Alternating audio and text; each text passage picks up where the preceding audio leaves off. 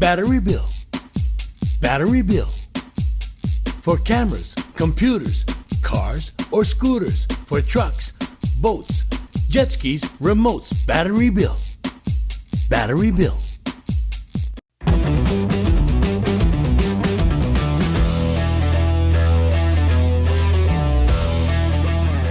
All right, how's it going, everybody? We welcome you to episode 58 here on Hawaii Football Now. Jordan Helle, Hunter Hughes with you for another edition here on HFN. We are barreling towards episode 60. We are ready for the return of the University of Hawaii football team following the bye week. Last week, they start conference play on the road at San Diego State coming up this Saturday. So a lot to get to, but first, a big thanks to Spectrum Mobile, Hawaii USA, Federal Credit Union, and Battery Bill. We record this Tuesday about 9:40 a.m. Hawaii time. We are spread out. I'm actually over on the continent. Hunter and Jaron are back home. Big thanks again to Jaron Washikawa behind the controls, keeping us on track here on Hawaii Football Now. Quick opening drive. Big mahalo to J.R. Hensley for joining us last week. Got a lot of good feedback from you via the comments, from running into people as well. I think people really enjoy kind of hearing about alums, where they're at, especially the guys that are still playing, right, in particular. And JR obviously having a ton of success in the indoor game and now getting ready to head north next season for an opportunity with the BC Lions of the CFL. But I'm sure you've gotten some of the same comments that I've gotten, Hunter, running into people. They were pretty stoked to hear from JR. Plus the guy's like just completely, magnetic and is built for this stuff. And obviously he's doing some work in the media game as well. Yeah, no, a bunch of our former teammates, whether just seeing on the stories or whatever, we all get stoked whenever the boys do stuff together. It's in some ways he's helping us. We're kind of giving shout out to his show, as well as letting people know what's going on in his career. And you're exactly right. JR is literally larger than life. If you ever get the opportunity to see JR in person, physically he's larger than life too. The man is a walking tree with a big old lumberjack beard. He's built for Canada, Jordan. He really is. I'm stoked he's getting an opportunity, as he calls it, to play outdoors again, which I thought was awesome. Yeah, it's really funny, right? And I completely agree with you. He looks the part 100%. And the guys who kind of play indoors, like, hey, the goal for everybody is to get back outdoors, right? Whatever that looks like, NFL, XFL, CFL, like that's sort of the goal for these guys who take their game to the Indoor Football League, the arena version of the league. We got another fun guest lined up this week. Tight end Caleb Phillips is going to join the pod. We recorded this episode, recorded that interview late last week during their bye week, a little more free time, obviously, for these guys with no game at the end of the week. So we caught up with him, talked in large part about the New Mexico State game, where he was one of the bright spots in a game that, to be fair, didn't have a ton of them. Had 8 catches, 138 yards against the Aggies. And some notes there, and mahalos to Derek Uchi and the sports information staff at the University of Hawaii for passing it along. His 138 receiving yards against New Mexico State are the most in a game by an FBS tight end this season.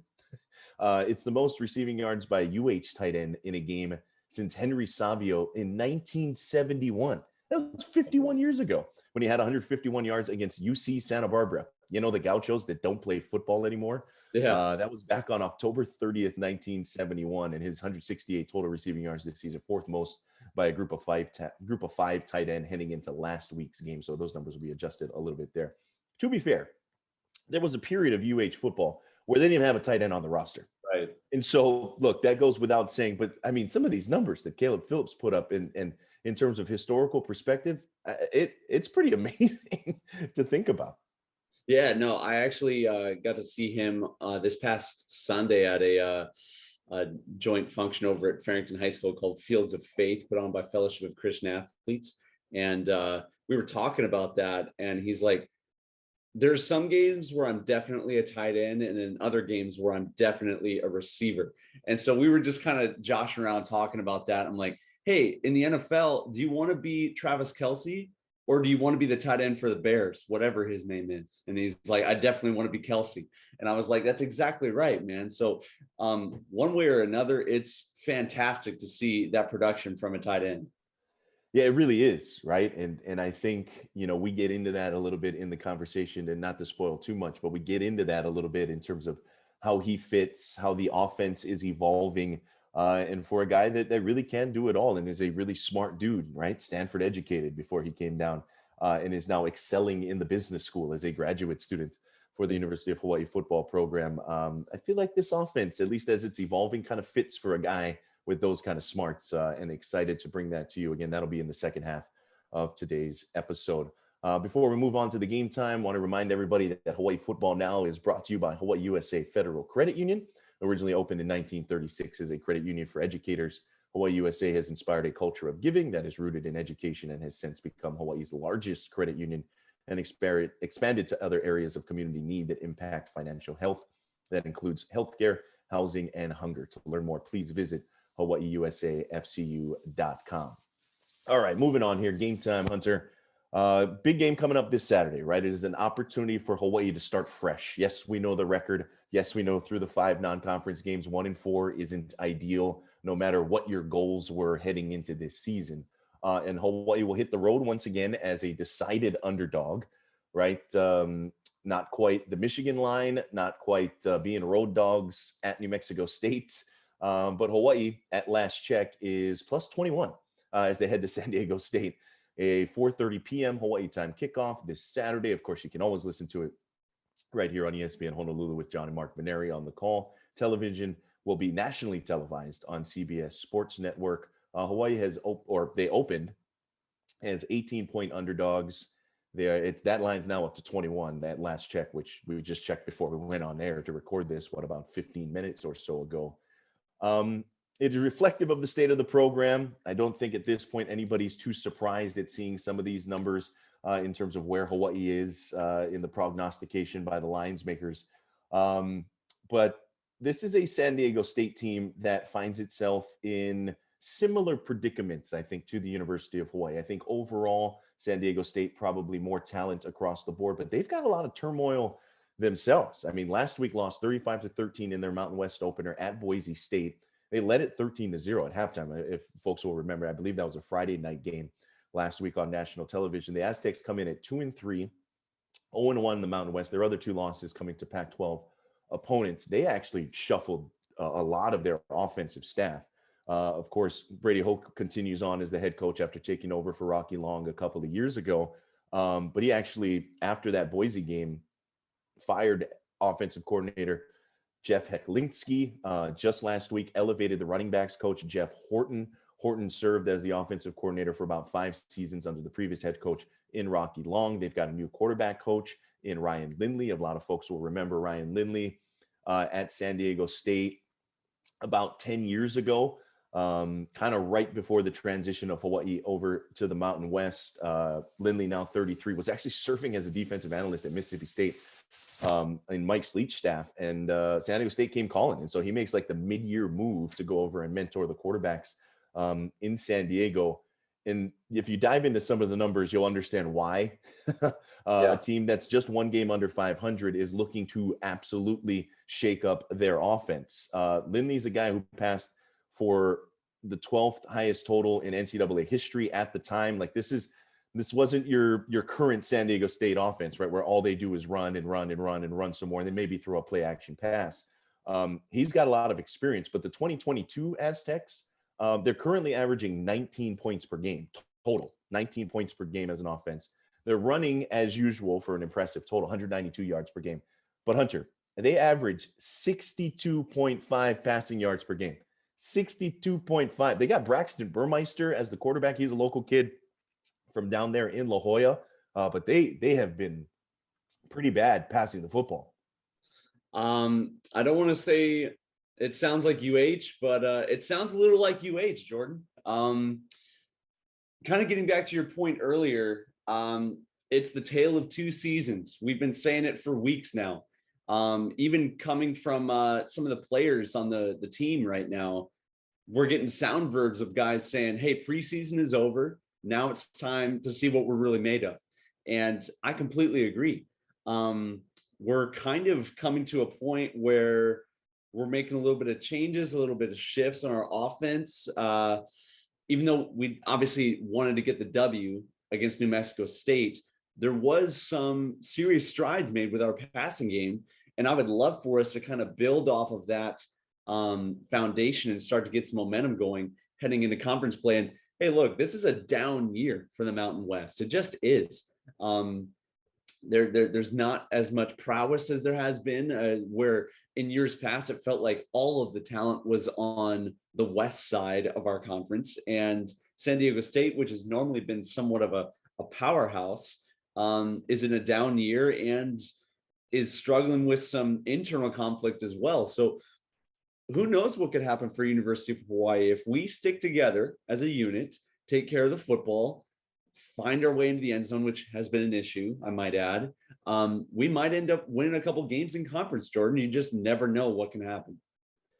Yeah, it's really interesting because you look at the Mountain West landscape, and San Diego State's reeling right now. They've got to figure out a way to kind of get things going offensively in particular. Fresno State, they're really banged up, and they've got to get healthy. And then there's UNLV, who's like 4-1 in conference. They started off with a victory there as well. And so it's a little flipped upside down in a lot of ways when you look at the Mountain West Division in particular. And so, it's one of those, and I think, looking at some of the numbers, just using this as a parallel throughout the season so far, being 50-point underdogs in Michigan, a bit eye-opening. Being underdogs on the road at New Mexico State, it's like, man, yeah, it's just a sobering reminder of sort of where the program is right now. But being 3 touchdown underdogs on the road against the team that averages less than 3 touchdowns a game, it's like, wow, that one I think hit me the hardest of any of the road games so far for this group. But it is an opportunity, I think. And look, that is, I think, also reflective of where the defense was 2 weeks ago in New Mexico State, a running team, and what they did to the University of Hawaii. And so, look, they're going on the road. I know, even though they've got a new offensive coordinator, the MO of that program, they've got to be licking their chops, right? It's like, hey, look, this is what New Mexico State did to these guys. And so, one of the big things we wanted to talk about here is the offense and the return of some of these receivers and how guys like Caleb Phillips been in. But one last thought before we get to that, Hunter, is just, it's going to be another big test for this defense, but it is an opportunity to bounce back. Like, I think in a lot of ways, this defense and this defensive staff under Coach Yoro has got to be thinking, hey, look, we had 2 weeks to prepare for these guys. We got to be a lot better than what we showed 2 weeks ago. Oh, without a doubt. And, Jordan, I think that I'm always going to play good cop. I'm always going to be optimistic because we can reinvent ourselves.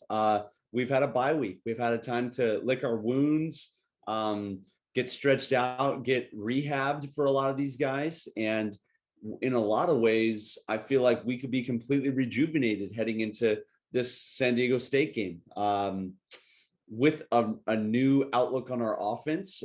Coach Timmy and the staff have said that, we're adding in run and shoot concepts right now, which of course gets all of us really excited for what that could look like. But I think it even gets some of our players excited too for what's possible.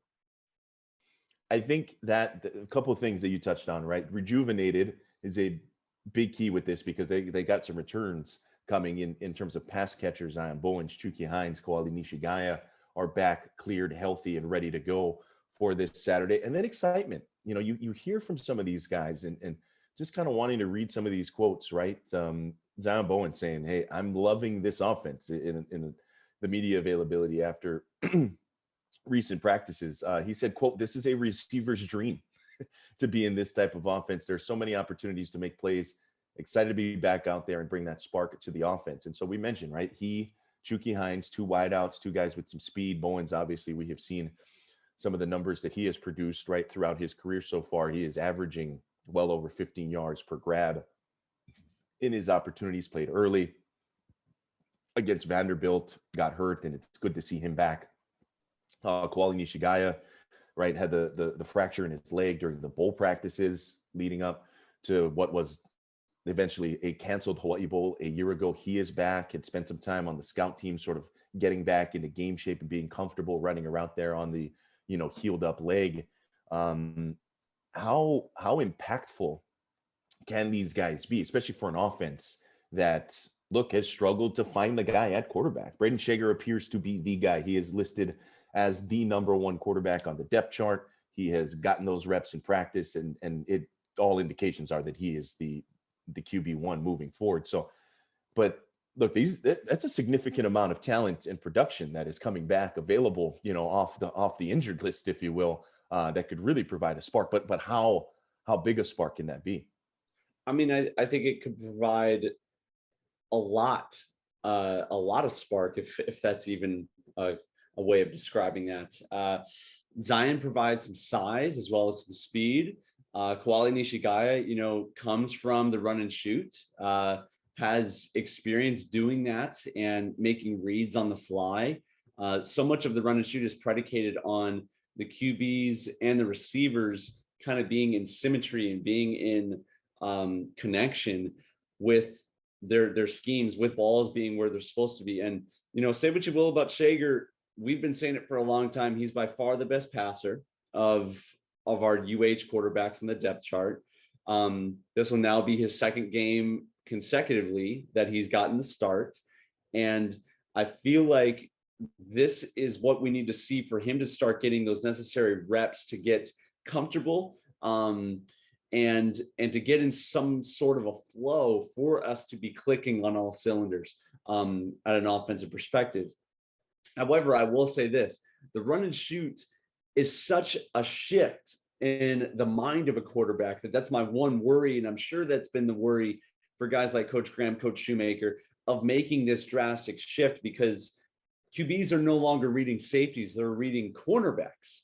Right on your first drop, you're trying to figure out, are you seeing zone coverage or are you seeing man? And depending on what that is, you might go completely to the other side of the field and go to your zone beater. So it's a completely different way of playing quarterback. And if you haven't done it before, it takes some time to get used to.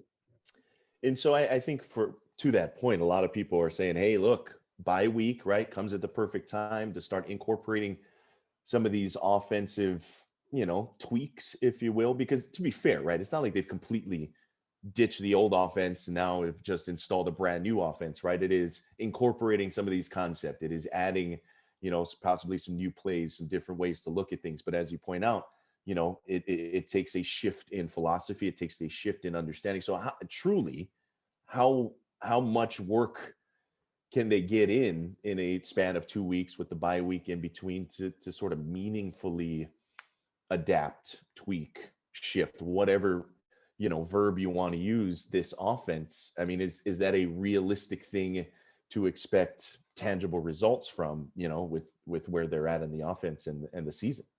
I think so. You're going to be able to install at a greater level during a bye week because you've got 2 weeks to prepare for a team rather than just one. So take, 10, maybe 12 plays that are brand new to an offense. If you give them enough time to watch film on it, to discuss with their coaches, to rep at a position drill level, the foundation that will then be put in place at a team level, there's significant stuff that you can do during a bye week because your focus is different. During bye weeks, there's not as much of an emphasis on scout team on a Division I football schedule. So you can put more of an emphasis on specific position groups and kind of hone in there a little bit. However, Jordan, you bring up a good point. It usually takes coaches a year or two to shift the mental paradigm of an offense from like Norm Chow in the kind of a pro style traditional offense to Nick Rolovich wanting to bring in the run and shoot with some RPO elements in there as well. He wanted to do that right off the bat, but it took a couple years to teach all of us and get us on the same page. It's a crash course in what is an advanced level kind of subject topic, right? Subject matter when it comes down to it. Having guys like Zion Bowens, Chuuky, Hines, and especially Koali Nishigaya, is one thing I wanted to talk to you, especially as a guy who's got a ton of experience in these type of concepts. A guy like Nishigaya, right, who played in a very similar offense in high school, a guy that when he came in the last 2 seasons of the Graham era, his true freshman season and whatever you call it, the follow-up season this day and age, always made an impact. Like he always found a way to impact the football game, right? He found a way to get catches. And there's something to be said for guys that understand how to get open, right? I mean, I think you've seen it. Anybody who's sort of been around, but you can have the most athletic guy. You can have the guy who's got world-class speed. But if they don't understand coverage, if they don't understand what a defense is trying to do, like they're not always open, right? They're physical traits, but a guy like Koali, right, who I think, fits some of the UH receivers of years past, whether it's Gerald Welch, Komine, some of these guys, they're not big, they're not the fastest. Chad Owens, another great example, right? Local kids as well, but they aren't the biggest, they aren't the fastest. Quick, no doubt about it. You can't be slow out there. But they understand how to get open. They understand how coverages work. They understand how to attack that, how to adjust routes, and if you can do that, right, you're going to always be open, because whatever answer or whatever's thrown at you, you have an answer, right? You have an adjustment based off of that. And that's hard to teach. That's hard to build in terms of chemistry between quarterback and receiver. But I think what we've seen from Nishigaya in particular, he's played in different offenses and still had that ability to get open, that ability to adjust, that ability to adapt with whatever the route concepts are, whatever the offensive philosophy is. And I got to imagine that a guy like him, a guy like Bowens that has a little bit of familiarity as well, not only do you get their talents back, but their understanding, I think, has got to be immensely valuable coming into a group that's been a little undermanned, with those guys out in particular the last 3-4 weeks or so. And those guys have had reps with Shager, back in the Graham era. So even though we weren't necessarily enormously successful, we did move the ball a little bit, and they got reps in with that quarterback. So that builds chemistry. To your point about Nishigaya, there's nothing better than a tough slot guy over the middle of the field that isn't afraid to catch the ball and get cracked here or there. It's kind of in the DNA of Hawaii offenses is to have one of those guys. And that's the beauty of the run and shoot, is you can have undersized, maybe underskilled compared to mainland, but we can outthink people with this sort of a style of an offense. And so I'm really optimistic and intrigued to see him come off of the IR and make an impact for us right away. Yeah, and I will close the first half conversation on this. I do think it kind of, from an optics standpoint, you hope things work out. But if it does, at the very least, where the offense looks a little more exciting, where the offense looks a little more open, where maybe they score some points, win or loss, the fact that it's a nationally televised game and the storylines kind of fit in, right? That's what they're looking for, these national broadcasters. Hey, look, they spent the last couple of weeks working on the run and shoot, Hawaii, synonymous, right? It's kind of a nice little opportunity maybe to let people know out there, and especially recruits. It's like, hey, look, we're still Hawaii. We're still fun as heck to come play in, and we still like to throw the ball over the lot. So it kind of fits in. And I'm with you. Glass half full as they head into this. We know that there's work to be done, but I think it kind of sets up a little nicely as they head into the San Diego State game on a chance to play on national TV. I want that quote from Zion Bowens. This is a receiver's dream to play in this type of an offense, to be put on every billboard out there, because that is the greatest marketing and recruiting elements, like sound verbs, whatever you want to call it. That is huge for getting guys over here. Yeah, I want to come catch footballs in Hawaii. Why wouldn't I? We need more of that. And then we need to start winning some football games and getting receivers balls in the end zone, Jordan. That helps with the recruiting as well. Absolutely. But in your comment about stories, things that they're looking for, I want that big bold on the front of anywhere possible. Yeah, no doubt about that. All right, we'll wrap things up here in the first half. On the other side of this, we will have the Caleb Phillips interview the second half, and then we'll close it out with some of your listener comments and a little quick overtime segment. Back with more halftime here on Hawaii Football Now.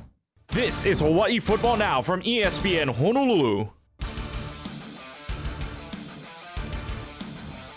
All right, second halftime. Again, gave you a little intro to our guy, Caleb Phillips, tight end for the University of Hawaii in the first half. We'll get right to his interview that we were able to record with him last week in between classes and practice. Caleb Phillips here on Hawaii Football Now. All right, we're here with our guy, Caleb Phillips, tight end for the University of Hawaii.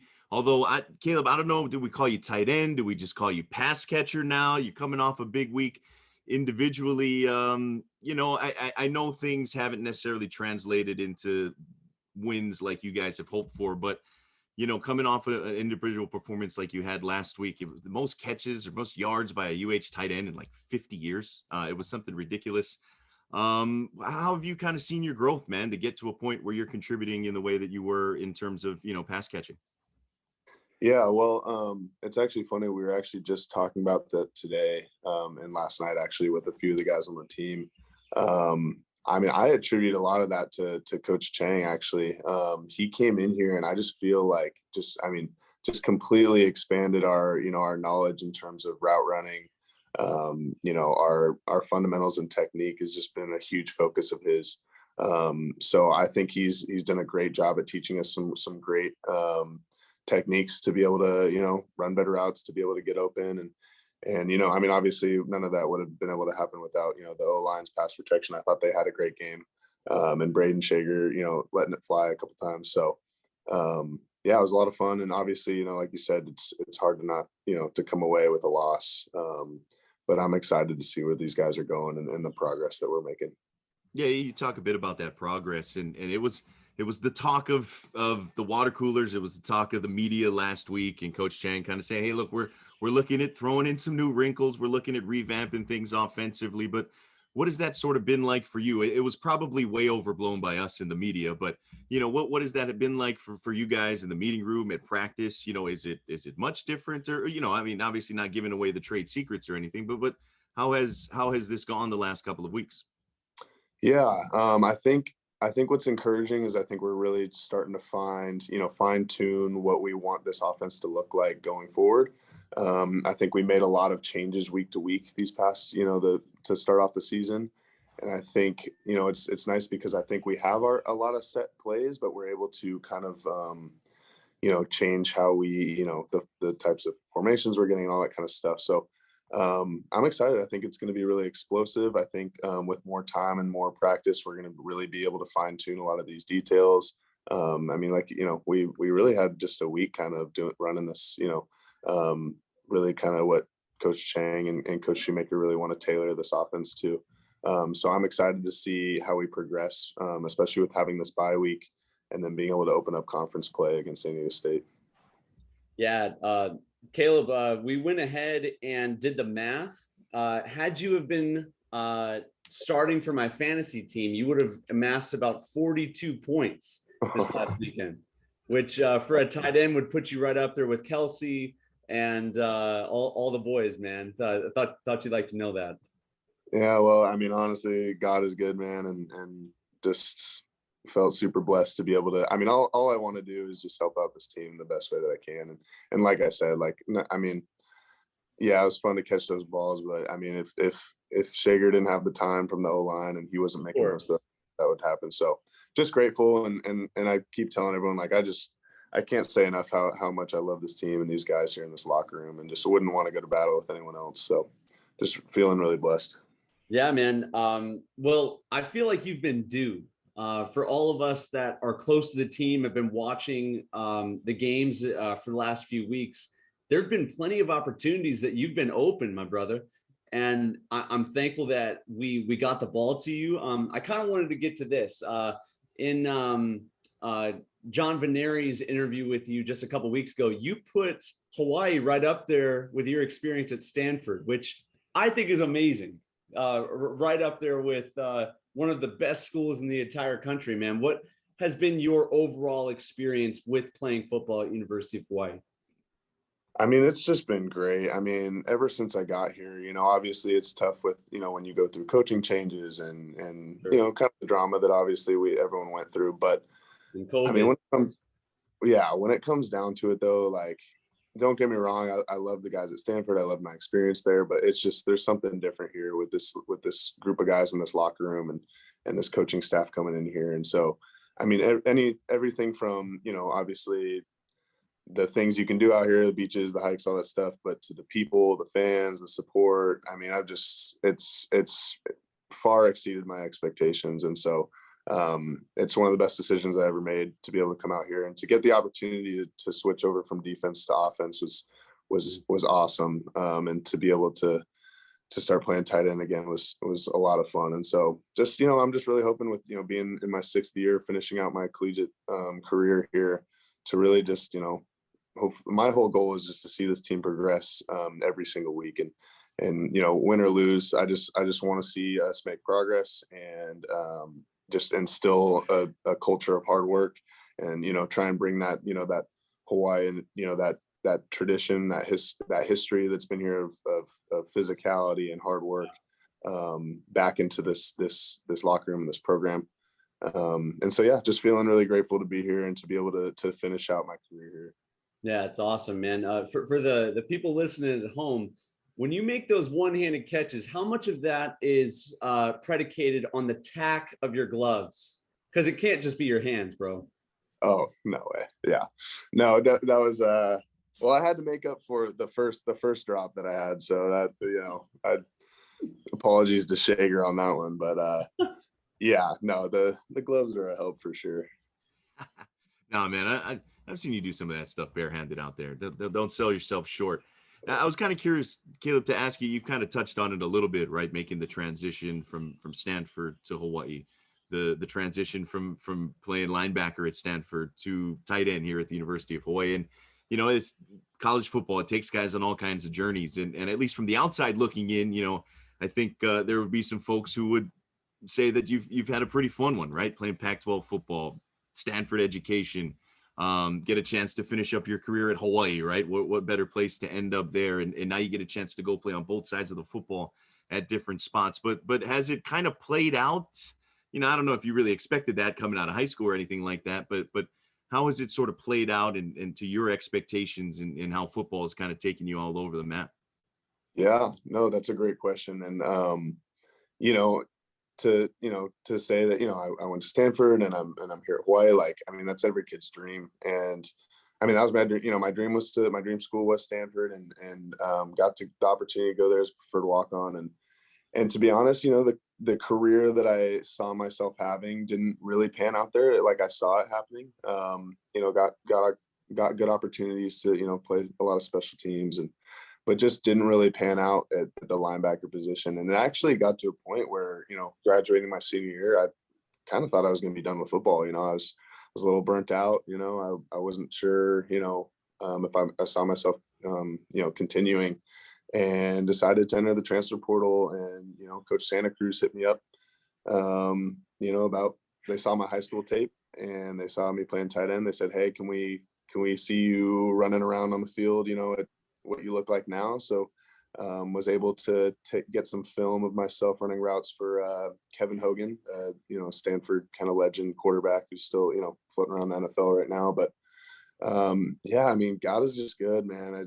I couldn't have asked for a better journey. And looking back, it's always easy to think, things aren't going your way or whatever. But then when I look back years later, I'm just like, I'm so glad that this is the way it worked out. Cause I never would have imagined that I'd be here in Hawaii playing here. If you were to ask me in high school, where I'd end up. So definitely really thankful to be here. No, it's a great landing spot, right? And I got to imagine that, you go through your years at Stanford and we're in no position to tell Coach Shaw, but maybe they just had you at the wrong position all along. But were you a tight end at heart all along, in your football life? Yeah, I'm realizing that now, especially when I first got out here and I started playing, I was like, dang, I should have made the switch a while ago. But, hey, it's the way it panned out. Tacky enough, right? What's that? If the gloves are tacky enough.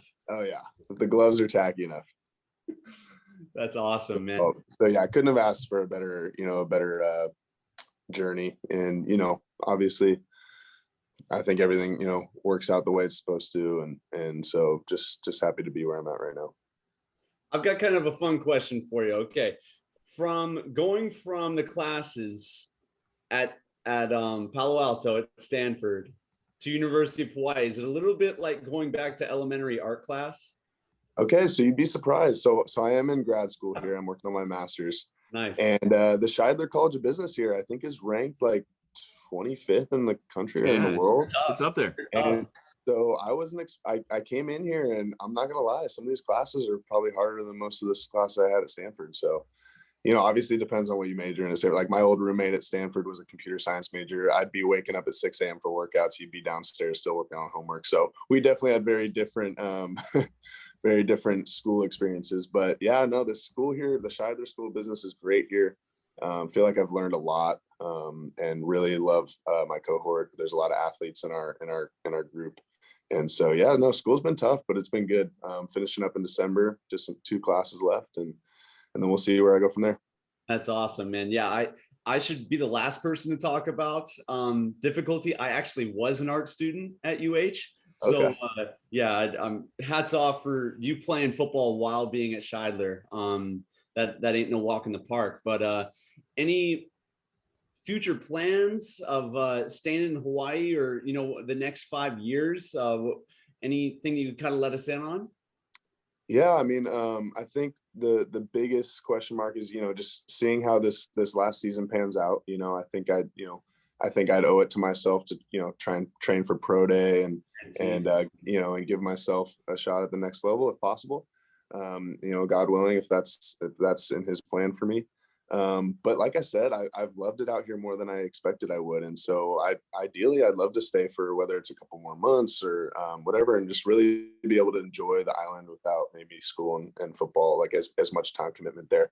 Because I feel like there's so many things out here that I haven't even really been able to, scratch the surface of in terms of, hikes and beaches, all that kind of stuff. But I mean, we live in such a beautiful place. I just want to be able to take advantage of the time I'm here. So would love to stick around longer. And so, yeah, we'll see what happens. Yeah, no, I think you've got a pretty good handle on things going forward. And look, man, if you keep putting up, 140-yard performances, you'll definitely pop up on some radars, no doubt about that. Just one last one for you, Caleb, before we get you out of here. I think it's evident hearing the way you talk about the team, talk about the guys that you're playing with. It's been a little bit of a rough start, but what's kind of been the message? You're among the veteran guys now in the group, especially for a group that's gone through so much turnover. But what's kind of the message in the locker room or amongst the guys, as you guys sort of, power through this transition and head into conference here? Yeah. I mean, so that, like you said, going into conference, everything's still on the table, I mean, it's hard because it's easy to be discouraged, when you're losing games. Like, I totally understand that. It's not an easy thing to overcome, and to stay positive. But I think the message is clear that everything we still want, we can still go after. And there are plenty of beatable teams in this Mountain West Conference. And I do like the direction that I'm seeing in a lot of the growth of these guys, especially the younger guys. Like, they're going to have to step up and contribute. And that was Coach Chang's message today, is, hey, like, you guys, I mean, the young guys, they gotta be ready. Like, you never know who's going down, who's whatever. And so I think, I just want to make it clear that I think, the guys we're going to fight till the last second, till that clock hits 0-0, no matter what the score is on that scoreboard. And I think I'd hope that people around this island and fans can see that. I know we haven't had great outcomes, but I love that these guys will fight no matter what. And it doesn't matter if we're playing Michigan or we're playing Duquesne, So yeah, no, I think the key is just going to work, take this week to hopefully rest our bodies a little bit. I think it's a perfect time to have a bye week before we open up conference play. And really I think the key is just trying to be, no matter what the scoreboard is, we're going to be the most physical team on the field. And I think, if we can just get 1% better every day, that's all you can ask for. Yeah, no doubt about it. And we see the progress being made, and congratulations again, my man, on a big week. And we wish you the best going forward, and we'll have to catch up soon. Thank you. Thanks for having me, guys. Yeah, thanks, Caleb. We appreciate it, my brother. This is Hawaii Football Now from ESPN Honolulu. All right, big thanks to Caleb. Dude's got a busy schedule. He's trying to get that master's right at Scheidler. He is doing it all, man, and performing on the field as well. Big thanks to him. Big thanks to the athletic information staff as well for helping set that up. Thanks to Jaron as well for putting in some of the legwork there. Quickly, some of the comments that we got via Facebook, via YouTube. Our guy Michael, big fan of JR. Really enjoyed the interview. Shouts to our guy Al from VA, who's back on the comment line. We appreciate him. Matt also via YouTube sending some shout outs the way of JR Hensley. And then we had our guy on Facebook, Jason, who is a Vegas resident. Said he listens to the pod regularly. He was home for the season opener against Vandy, and then he's planning to be there in San Diego on Saturday for the Aztecs game. So big shouts to Jason. Hope you enjoy the game. Let us know how Snapdragon is, and has shown a lot in his comments, a lot of positivity in the direction of the Bows. So pretty cool stuff, man. We're getting the Vegas crowd involved, Hunter. I love that we're becoming a well-traveled team, not just the roster, but our fans as well. Always encouraging to see green in the stands. So if you're listening, don't have anything to do this Saturday, the 6th, we'd love to see you. Yeah, absolutely. And going to be a lot of fun there in the new stadium. Always a lot of Hawaii people anyway, anytime you get the Bows playing on the West Coast, no doubt about that. Excuse me. And so we will wrap things up with a quick little overtime here. I did kind of want to bring this up, Hunter, and I know we're running short on time, but with Tua Tagovailoa going down with the concussion last week Thursday in the victory, the game against the Bengals, we saw Dylan Gabriel, another obviously Hawaii lefty, right, take a headshot against TCU for Oklahoma on Saturday, and so it's tough to see. We obviously wish those guys the best. The Tua situation has been talked about, has been litigated. I mean, it has invoked a lot of very strong reactions by people. And I think, without diving too far into it, it's just a reminder that as far as things have come in terms of player welfare, in terms of safeguards in place, and there are no more advanced sort of protocols than at the professional level, right? I mean, right. We've seen that what's supposed to work anyway. It's still, I think, a reminder that we have still a ways to go to protect players to the best possible way, and to protect them at times from themselves, and make sure that the safeguards in place. Man, that was tough to see. Yeah, I agree that there is always room to improve. The concussion protocol at the professional level and at the Division I level is top notch. Mm-hmm. They any slight sign that you might have a concussion, you're off the field and you're in concussion protocol, and they do their testing or whatever before they allow you back on the field. And I'm sure it's even more intense at the NFL level. So I really do feel like the two situations previous week when Tua, was stumbling around, and then this week were not connected. We play a very dangerous game, and Tua is not that big of a guy being thrown around by humongous human beings playing defensive line for the Bengals. So yes, I agree. It was intense to watch. His hands locked up, clearly knocked unconscious. We play a dangerous game, Jordan, and people forget that sometimes. So much rules have been added to the game of football. In my mind, demasculinizing the defensive side of the football in a lot of ways. You asked Tua, that's just what happens in football sometimes. As a player, I do think there are times as well where you have to pull me off the field because I am going back out there as the leader, as the quarterback, guys relying on me. There's more at stake here than just playing a game. I want to earn my guys' respect in a surging Miami Dolphins team. So it's a complicated issue for sure. Yeah, I mean, we just had the conversation in last week's pod, with how good they have been you know, and arguably the top team in the NFL. And so, yeah, I mean, that's the scary part about it, right? It's like, hey, look, it may be, right? Like, that's the fact of the matter. Like, football, these things can happen. And we will see, you know, with the NFLPA and some of the things as they look into it, was everything followed as it should be? Because I'm with you. It's like, look, there are a lot of things in place to prevent catastrophic head injury from happening. But at the end of the day, they still got to go out there and play football, right? And so it was a sobering reminder of how kind of everything fits together. But that'll do it for us. Again, a big thanks to everybody for joining us here on episode 58. Big mahalos to Spectrum Mobile, Hawaii USA, Federal Credit Union, and Battery Bill. Enjoy the game this Saturday. We'll see you back next week to recap things and hopefully a victory over the Aztecs. Have a great week, everybody. Aloha. You've been listening to Hawaii Football Now with Jordan Helle and Hunter Hughes, all from ESPN Honolulu.